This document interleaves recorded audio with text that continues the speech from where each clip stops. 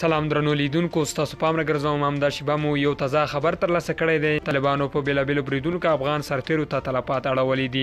د تخار د ولي ویان محمد جواد هجري وایي طالبانو تېره ورځ په خواجه غرا ولسوالۍ کې د افغان ځواکونو پر پوستو برید کړی دی چې 19 سیمه ییز پڅون کوونکي یې وژلي دي او 15 نور ټپیان دي. د ارزګان د ولي ویان زړګي عبادي بیا وایي چې په ترینکوټ کې طالبانو پر پوستو برید کړی او 15 پولیس یې وژلي دي او د بلخ ولایت په شولګر ولسوالۍ کې هم د طالبانو په برید کې 9 افغان سرتیر وژل شوي دي.